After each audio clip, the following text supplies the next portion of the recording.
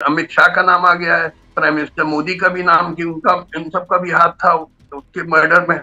Order दिया था उसका कत्ल करें। कनेडियन पुलिस इन्वेस्टिगेट कर सकती है, इवन अरेस्ट कर सकती है।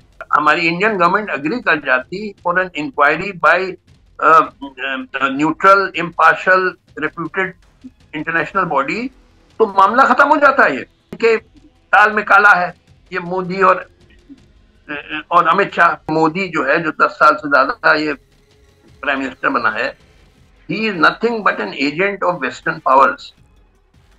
सिर्फ इसका काम, बस एक ही काम है कि हिंदू मुसलमानों में नफरत बढ़ती चले। बस इसकी पॉलिटिक्स इसी पे बेस्ड है और कुछ नहीं है। इसके खोपड़े में कुछ नहीं है। देखिए, ये SCO is just a stunt. इससे कुछ नहीं निले। वो फारसी में एक मुहावरा है, आमदम गुफ्तम बर्खास्तम। यानी हम आए, गप गप सड़ाका किया और चल दिए। वेलकम सियासत.पीके से मैं हूं वकार बगा और इस वक्त मेरे साथ मौजूद है पड़ोसी मुल्क भारत से जस्टिस रिटायर्ड काटजू काटजू साहब। बहुत शुक्रिया आपके कीमती वक्त का। अम, आपका सफारती अमला भारत का कनाडा से वापस आ गया है। एक बड़े मजबूत ताल्लुकात होते थे और कनाडा से वापस आना, ये सफारती अमला, इसको आप कैसे देखते हैं? इंडियन मौजूदा गवर्नमेंट की नाकामी है या फिर कैनेडियन हकाम का कोई आपको लगता है कि इसमें कसूर है, या क्या मामला थे? देखिए, आपको मालूम होगा, ये सब सिलसिला शुरू हुआ था जब एक सिख जो कैनेडियन सिटीजन था, उसका कत्ल हो गया था। ये मेरे ख्याल में साल, 1.5 साल पुरानी बात है। तो तब से ये सिलसिला शुरू हुआ। अब कनेडियन गवर्नमेंट कहती है कि इंडियन गवर्नमेंट का हाथ था इसमें, उसके कत्ल का। इंडियन गवर्नमेंट इसको डिनाई करती है। तो अब देखिए, जब दो वर्जन आ रहे हैं, एक तो कनेडियन गवर्नमेंट का आ रहा है कि ये इंडियन गवर्नमेंट के लोगों ने करवाया, बल्कि इधर तो वॉशिंगटन पोस्ट और किसमें किसमें आ गया है कि इवन जो हमारे union home minister Amit Shah का नाम आ गया है। और कुछ तो कहते हैं प्राइम मिनिस्टर मोदी का भी नाम, कि उनका इन सब का भी हाथ था उसके मर्डर में। इंडियन गवर्नमेंट डिनाई करती है कि this is all ridiculous and preposterous allegation. और अब जाके क्या किया है कनेडियन गवर्नमेंट ने, इंडियन गवर्नमेंट को खत लिखा कि आप ये 6 diplomat, including the high commission Indian high commissioner to Canada, इनको, they are people of interest for us, यानी इनका हम इन्वेस्टिगेशन करना चाहते हैं रिगार्डिंग दैट मर्डर। तो इनकी डिप्लोमेटिक इम्यूनिटी आप विड्रॉ करिए। अब डिप्लोमेटिक इम्यूनिटी विड्रॉ करने का मतलब है कि ये डिप्लोमेट्स को कनेडियन पुलिस वो इन्वेस्टिगेट कर सकती है, इवन अरेस्ट कर सकती है, अगर डिप्लोमेटिक इम्यूनिटी ना हो। तो इसके जवाब में इंडियन गवर्नमेंट ने वो 6 diplomat, including Indian high commissioner, वही संजीव वर्मा या क्या नाम था, उनको वापस बुला लिया इंडिया। और इंडियन गवर्नमेंट ने एक्सपेल कर दिया 6 कनेडियन डिप्लोमेट जो इंडिया में थे, उनको निकाल बाहर किया। तो ये सब जो चल रहा है, मुझसे पूछा गया, मेरी एक अभी हाल में इंटरव्यू हुई थी, एक जर्नलिस्ट है नीलू व्यास। जी। तो मैंने उससे कहा, देखिए, बड़ा मेच्योर जो इंडियन गवर्नमेंट को डिसीजन देना चाहिए था, वो कहना चाहिए था कि देखिए, हालांकि हम इनकार करते हैं ये सारे इल्जाम जो लगे हैं हम पे, मगर फिर भी क्योंकि कैनेडियन गवर्नमेंट इल्जाम लगा रही है हम पे, तो इसका इन्वेस्टिगेशन करवा लें, उसमें हम भी शरीक होंगे। कोई रेप्यूटेड इंटरनेशनल बॉडी, जैसे इंटरनेशनल कोर्ट ऑफ जस्टिस हो या कोई और रेप्यूटेड इंटरनेशनल ऑर्गेनाइजेशन हो, let let it be investigated. क्योंकि दो काउंटर वर्जन आ रहे हैं। क्योंकि देखिए, इससे हमारा बड़ा नुकसान हो रहा है, क्योंकि we have got very strong economic ties with Canada. बहुत ट्रेड होती है इंडिया और कनाडा में। तो उसमें बड़ा नुकसान होगा, हमारा भी नुकसान होगा, कैनेडियंस का भी नुकसान होगा। तो लिहाजा mature way of handling this matter is for the Indian government to say that although we deny these allegations, yet we are willing for an international for an investigation by a reputed, impartial, neutral uh, body like International Court of Justice or some other international body which has credentials and high reputation of being fair and upright, वो investigate कर ले, हम भी उसमें शरीक हो जाएंगे। और कनेडियन गवर्नमेंट भी, उनके रिप्रेजेंटेटिव आए, वो अपने अपना वर्जन और एविडेंस जो हो वो प्लेस करें। क्योंकि ये झगड़ा करना, मुंह फुला के बैठ जाना कि हम नहीं मानते ये ये इंडियन गवर्नमेंट। ये इंडियन गवर्नमेंट इंडिपेंडेंट इंक्वायरी की तरफ जा क्यों नहीं रही? मोदी गवर्नमेंट को तो चाहिए, अगर वो सच्चे हैं तो वो इंडिपेंडेंट इंक्वायरी की तरफ जाएं और कहें इंटरनेशनल किसी फर्म से इंक्वायरी करवा लें। करना चाहिए, मैं आई एग्री विद यू। तो ये ये देखिए, सरकार क्यों नहीं कर अगर रही? अगर अरे भाई, अगर आपका दामन साफ है, अगर आपके दिल में कोई काला काला नहीं है, if you have an honest conscience, if you have a clear conscience, then you should go, you should say कि we are willing for an investigation. मगर अब पता नहीं है एक्चुअली ये अमित शाह जो हमारे होम मिनिस्टर, इन्होंने ऑर्डर दिया था उसका कत्ल करें कि न करें, आई डोंट नो। मगर ये गलत इंडियन गवर्नमेंट के का तरीका है ये कहना कि साहब हम नहीं, हम सब डिनाई करते हैं, सब झूठ है। This is not the proper mature way of behaving. अगर देखा जाए सर, आइडियोलॉजी जो इस वक्त की मौजूदा गवर्नमेंट इंडिया में फॉलो कर रही है वो आरएसएस की आइडियोलॉजी है। और उसमें जो शख्स कत्ल हुआ वो सिख था, और कहा जाता है वो इलादगी पसंद सिख था। वो खालिस्तान की हिमायत करता था। तो इन चीजों को अगर डॉट्स को कनेक्ट किया जाए तो अमित शाह साहब की तो स्टेटमेंट्स में बड़ी सख्त आती रहती हैं इलादगी पसंदों के हवाले से। भाई मैं तो आई अग्री कि तो देखिए, तो what is the way out? The way out is for an investigation by an impartial, neutral international organisation.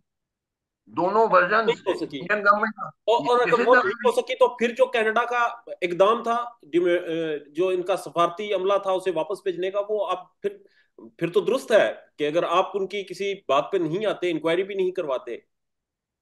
And I agree with you, inquiry होनी चाहिए, but inquiry by an impartial and reputed ठीक। organization, not inquiry by anybody. It ठीक should है। be some ठीक है। reputed impartial body. I agree, होना चाहिए। ठीक है। हम थोड़ा सा डिस्कस कर लें, क्योंकि वो इलादगी पसंद जो शख्स था जो कत्ल किया गया, सिख कम्युनिटी से उनका ताल्लुक था। भारत में इस वक्त जो इलादगी पसंद सिख हैं, पंजाबी हैं, जो खालिस्तान की हमायती हमायती तंजीमें हैं, क्या स्टेटस है उनका इस वक्त भारत में और पूरी दुनिया में? उनकी तहरीक कहाँ पर है इस वक्त? देखिए, यहाँ पे इंडिया में तो कोई खास नहीं है, ठीक है। और इसकी क्योंकि वजह? यहाँ, देखिए यहाँ के सिख जानते हैं कि demand for independent state for Sikh, this is all bogus. जैसे आप माफ करिएगा, आपका पाकिस्तान बना दिया आपने ये मुसलमानों का लिए स्टेट, और नतीजा है आपको खाने को नहीं है, आप भुखमरी पे आ गए हैं। आप बेरोजगारी कितनी है, गुर्बत कितनी है, बुरा हाल है आप लोगों का, ये आपने इस्लामिक स्टेट बनाया। तो वैसे सिख स्टेट कॉन्टिनेंट बनाने में, में वही। सब कॉन्टिनेंट में हाँ? इसी तरह के हालात तो भारत में है। भारत में भी सर आज भी भारत बहुत तरक्की कर गया, टेक्नोलॉजी में बहुत आगे चला गया, मगर फिर भी शरह गुर्बत जो है वहां पर भी आज भी उतनी ही है। तो कलेक्टिवली अगर देखा जाए इसमें तो आम आवाम का क्या हुआ इसमें? अगर हम लोग देखिए, हम लोग अगर, आई एग्री विद यू, ये अगर देखिए पार्टीशन ना हुआ होता और इंडिया में एक सेकुलर गवर्नमेंट होती with modern minded leaders, not a leader like Modi who just he is anti Muslim, he hates Muslim. अगर जेन्युइनली सेकुलर लीडर्स होते और हम यूनाइटेड एक कंट्री होते, आज हम बहुत तरक्की कर जाते। मतलब we would have become an industrial giant like China. अगर ये इसकी वजह पार्टीशन पर से भी आते हैं काटजू साहब, इसकी वजह पर आते हैं, मगर एससीओ कॉन्फ्रेंस हुई, इसकी वजह उसी से लिंक होती है। एससीओ कॉन्फ्रेंस हुई, जयशंकर साहब पाकिस्तान आए, फूलों के साथ बच्चों ने इस्तकबाल किया, एक बड़ा पॉजिटिव इमेज सामने आया। मगर वो बैठते साथ ही उन्होंने एक स्टेटमेंट दी थी बड़ी कंट्रोवर्शियल कि पाकिस्तान दहशतगर्द स्टेट है, पाकिस्तान दहशतगर्दी को प्रमोट करता है, किसी किस्म की बातचीत नहीं करेंगे। तो आप सुनते हैं एससीओ एक ऐसा प्लेटफॉर्म था जहां पर ये बर्फ पिघल सकती, दोस्ती वापस कायम होती, और आगे चीजें चलती, या फिर पाकिस्तान का जो मौकफ है आर्टिकल 370 का कि भारत उससे स्टेप बैक करे, तो फिर आगे चलेंगे। पाकिस्तान की तरफ से इस तरह की कोई स्टेटमेंट नहीं आई कश्मीर पर जयशंकर साहब की स्टेटमेंट के जवाब में। मगर जयशंकर साहब ने जो स्टेटमेंट दी, इस पर क्या कहेंगे आप? देखिए, पहले तो आप एक चीज समझिए, बड़ी फंडामेंटल चीज, क्यों पार्टीशन हुआ था और क्यों पाकिस्तान बनाया गया एज एन इस्लामिक स्टेट। इसका पर्पस ये था, अंग्रेजों का चाल थी कि हिंदू मुसलमान आपस में लड़ते रहें और पूरा हम लोग सब गरीब रहें और बड़ी पिछड़ापन रहे। ये पूरा अब तो very purpose of creating Pakistan was कि हॉस्टिलिटी शुड कंटिन्यू। दुश्मनी हो ही नहीं सकती है जब तक हम रियूनाइट ना हो, क्योंकि हम एक्चुअली हम लोग एक मुल्क हैं। India and Pakistan are one country. हमारा कल्चर एक। अब मैं आपसे किस जुबान में बात कर रहा हूँ बताइए? ये ना उर्दू है, ना ये हिंदी है, ये हिंदुस्तानी है। ये कॉमन मैन की लैंग्वेज। और culture is based on language. We have a common language. हम लोग बोलते हैं, हमारा कल्चर एक है। तो लिहाजा हम एक, और 500 साल से हम एक मुल्क में हैं। पाकिस्तान क्या है? It is Punjab, it is Sindh, it is Balochistan, KP. This was all part of India from the time of Mughal emperor Akbar. हम लोग एक एक मुल्क है भाई। तो तो लिहाजा, अरे भाई, ये बनाया गया पाकिस्तान ताकि दुश्मनी चलती रहे, ठीक दोस्ती ना है होने। सर, अगर पाकिस्तान बन गया, पाकिस्तान इंडिया अलग अलग हो गए, उसके बाद चीजें आगे बढ़ी, मगर अब ये जो छोटी छोटी शरारतें हो रही हैं, आर्टिकल 370 खत्म कर दिया, छोटी सी शरारत कर दी पाकिस्तान में, छोटी सी स्टेटमेंट दे दी गई, तजारत बंद कर दी गई, बॉर्डर को क्लोज कर दिया गया, उधर रहने वाले लोग उधर रह गए, इधर वाले इधर, कोई अपने रिश्तेदारों को नहीं मिलने आ सकता। ये सारी चीजें जो हैं, ये खत्म अभी तक नहीं हो सकी। एटलीस्ट इतनी चीजें तो होनी चाहिए थी कि आपको कोई फ्लेक्सिबिलिटी होती किसी लेवल पे। देखिए, आप पहले से समझिए, ये मोदी जो है, जो 10 साल से ज्यादा ये प्राइम मिनिस्टर बना है, he is nothing but an agent of western powers. सिर्फ इसका काम, बस एक ही काम है कि हिंदू मुसलमानों में नफरत बढ़ती चले। बस इसकी पॉलिटिक्स इसी पे बेस्ड है, और कुछ नहीं है। इसके खोपड़े में कुछ नहीं है। बस ये है, he is an expert in polarising society, in inciting hatred against Muslim. तो लिहाजा, जब तक ऐसे लीडर्स रहेंगे हमारे, कैसे दोस्ती हो सकती? तो हो ये नहीं, हो नहीं सकती है। तमाम वोट क्यों देती है फिर मोदी को सर? ये और 80, क्योंकि 80% पॉपुलेशन इंडिया की हिंदू है। देखिए, एक चीज समझ लीजिए, इंडिया में मेजोरिटी हिंदू भी कम्युनल हैं और मेजोरिटी मुस्लिम भी कम्युनल है। कम्युनल लफ्ज का मतलब आप समझते हैं? हम्म। मतलब bigoted, fanatics. 80% Hindus are, majority of Hindus are communal and majority of Muslims are also communal. जब इंडिया में कोई मुसलमान की लिंचिंग होती है, ज्यादातर हिंदुओं पे जू नहीं रेंगती है। They are indifferent and some are happy कि एक टेररिस्ट कम हो गया। मैं अपने रिश्तेदारों के साथ बैठता हूँ, मैं आपको बता रहा हूँ अंदरूनी बात, वो जहर उगलते हैं मुसलमानों के खिलाफ। अगर उनको मालूम है कोई मुसलमान नहीं प्रेजेंट है, जहर मुझे चुप लगाना पड़ता है। कितने अपने रिश्तेदारों से मैं दुश्मनी करूं? ये मेरा हाल। I am an exception. Don't think most Indians are like me. Most Indians are communal. They hate Muslim and most Muslims are also communal. तो लिहाजा ये ये इंजेक्शन कहाँ से आया सर? ये इंजेक्ट कौन कर रहा है? ये सोसाइटी में इंजेक्शन कहाँ से आ रहा है, ये नफरत का? मैं, देखिए, इसमें मैं अब आपने गहराई की सवाल पूछ लिया, मैं आपको बताऊं, मगर 2 मिनट आपको वक्त देना पड़ेगा। जी जी।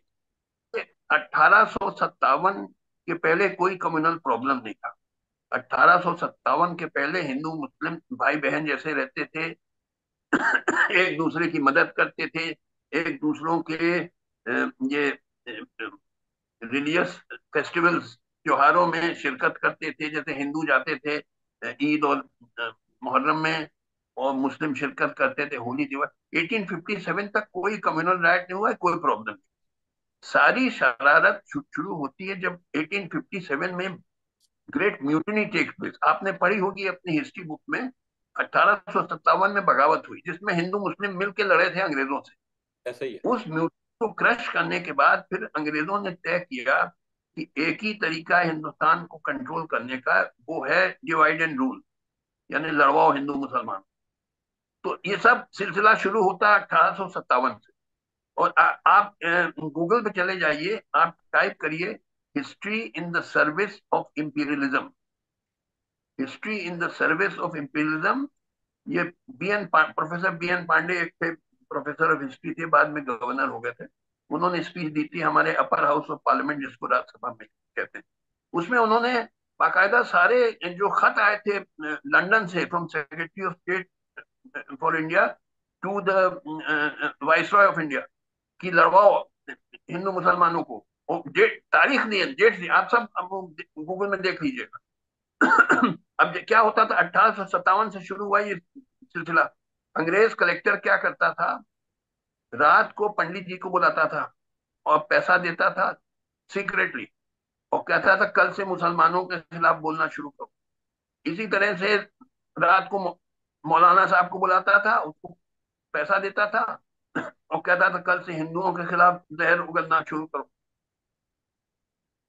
फिर एजेंट प्रोवोकेटियर, जिसको किराए के टट्टू, वो हायर किए गए कि कोई गाय काट के रातों रात किसी मंदिर में फेंक दो और दीवार पर लिख दो अल्लाह अकबर, तो सवेरे हिंदू जगेंगे, वो सोचेंगे सारे मुसलमान बदमाश होते हैं। या कोई सुअर काट के मस्जिद में फेंक दो और दीवार पे लिख दो रात को जय श्री राम, तो मुसलमान जगेंगे और सोचेंगे सारे हिंदू बदमाश हैं। ये year after year, decade after decade ये पॉलिसी चलती रही।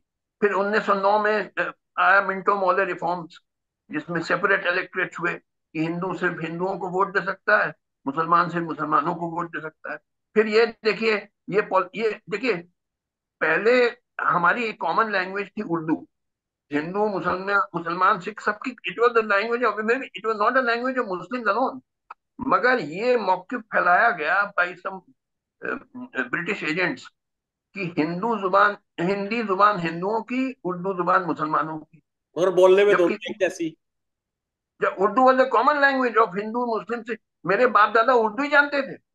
ये प्राइम मिनिस्टर मनमोहन सिंह थे, मैं उनसे कई बार मिला, उन्होंने मुझे बताया कि मैं अपनी स्पीचेस लिखता हूँ उर्दू में, Urdu was the common language, मगर लड़वाना है हिंदू मुसलमानों को। अर्जुन साहब, यस। थोड़ा सा मुझे करंटली बता दें कि ये जो आप कह रहे हैं कि ये अंग्रेजों के टाउट थे, अंग्रेजों से पैसे लेते थे, आजकल ये किरदार आप कह रहे हैं कि ये मोदी जी निभा रहे हैं, और ये नफरत का जो एक एक बयानिया है ये हिंदुस्तान में फैला रहे हैं। यस यस, बिल्कुल, Modi is an agent of western powers. देखिए और ये आज तक, उन्हीं की मर्जी से बार बार इलेक्ट हो जाते हैं। ये देखिए, उनकी मर्जी भी, प्लस ऑल्सो यहाँ की जो पब्लिक है, इंडिया की भी पाकिस्तान की, 80-90% दे आर फूल्स। इनको अकल नहीं है, पिछड़ा दिमाग है इन लोगों का, माइंडसेट है फ्यूडल, कास्टिस्ट एंड कम्युनल। तो क्योंकि 80% पॉपुलेशन हिंदू है, तो लिहाजा उनको बहकाना बड़ा आसान है। उनको मोदी जी जैसे आरएसएस टाइप के लोग ये नफरत फैलाते हैं मुसलमानों के खिलाफ, वो इसलिए वोट पा जाते हैं, क्योंकि एट्टी ठीक है, परसेंट काजी आबादी। साहब, मुझे मुझे आगे बढ़ के बता दें, अगर सब कॉन्टिनेंट बड़े सगीर से तकसीम होती है, इंडिया और पाकिस्तान बन जाते हैं, तो हिस्टोरिकली अगर हम देखें तो 76 साल तारीख में आपको लगता है कि जिस तरह खालिस्तान की मूवमेंट है और पाकिस्तान भारत से बाहर जो ममालिक में है वहां पर काफी मजबूत है, और जिसकी वजह से आप देख लें कि कनाडा से भारत का सफारत खाना तक खत्म हो गया है, और ये सब कुछ उसके पीछे खालिस्तान मूवमेंट है, एक सिख का कत्ल है। तो आपको लगता है कि 76 साल तारीख में ये कोई इतनी बड़ी तारीख नहीं है, और एक और मुल्क बन सकता है भारत भारत के अंदर से? ये खालिस्तान मूवमेंट वही डिवाइड एंड रूल पॉलिसी, जैसे हुआ था ना कि पाकिस्तान बनाओ, तोड़ो हिंदुस्तान को, क्यों हिंदू मुस्लिम का सेपरेट नेशन। उसी तरह से ये वेस्टर्न पावर्स का पॉलिसी है कि Hindus and Sikhs are separate nations. तो ठीक तो है सर, सिखों, अगर ये डिवाइड एंड रूल की पॉलिसी है, तो इसको पाया हाँ, कबीलता आपको नहीं लगता कि मोदी सरकार खुद पहुंचा रही है? अगर ये जो इंक्वायरी है ये करवा लेते, ये ना उसमें शामिल होते, ये क्लियर हो जाते, ये बता देते कि हम शामिल नहीं थे, खालिस्तान मूवमेंट इतनी स्ट्रोंग ना होती। ये तभी स्ट्रोंग हुई जब आपने उसे मजबूत किया, जब आपने उनके लोगों को कत्ल किया, जब आपने उस पर ताकत का इस्तेमाल किया। You are right, I agree with you. ये देखिए, अगर ये हमारी इंडियन गवर्नमेंट अग्री कर जाती for an inquiry by neutral impartial reputed international body, तो मामला खत्म हो जाता है। ये this topic would have died down. मगर हो सकता है इनके ताल में काला है, ये मोदी और अमित शाह। हो सकता, मैं मुझे मालूम नहीं, मगर हो सकता है पर इन्होंने ये ऑर्डर दे दिया। आरएसएस की जो आइडियोलॉजी लेकर चलते हैं, जो खून खराबे की और मार धाड़ की, इसमें कुछ भी पॉसिबल है। हो सकता है, that is I agree with you. हम रिसेंट इवेंट पे आते हैं, आखिर में हम रिसेंट इवेंट को डिस्कस करते हैं। एससीओ पाकिस्तान ने इसको होस्ट किया, जयशंकर साहब भी यहाँ पर आए। आप समझते हैं कि ये एक कामयाब इवेंट था और इंडिया की इसमें शमूलियत आप किसे पॉजिटिव देखते हैं? देखिए, ये SCO is just a stunt. इससे कुछ नहीं निकले। वो फारसी में एक मुहावरा है, आमदम गुफ्तम बर्खास्तम। यानी हम आए, गप गप सड़ाका किया और चल दिए। आमदम गुफ्तम बर्खास्तम, यही होगा। जब वहां गोवा में हुई थी एससीओ समिट, तो एक कोई पाकिस्तानी जर्नलिस्ट ने मेरा इंटरव्यू किया था। तो मैंने यही कहा था कि आएंगे आपके बिलावल भुट्टो साहब, और वो गोवा में बहुत अच्छी वो बीचेस हैं, वो बीचेस देखेंगे, और बहुत सी फूड बहुत अच्छा होता, मछली बहुत अच्छी होती, खाएंगे और चल देंगे। कुछ उससे माने ना मतलब। देखिए, ये जो एक्चुअल मीनिंगफुल मीटिंग्स होती हैं, जैसे इंडिया पाकिस्तान की अगर मीटिंग हो, एक्चुअल जो मीटिंग्स होती हैं वो क्लोज डोर्स में होती हैं। वो खुल्लम खुल्ला नहीं होती हैं। क्लोज डोर में हैंडफुल ऑफ पीपल जो who are in power, like foreign minister और फॉरेन सेक्रेटरी, वो बैठ के फिर तय करते हैं।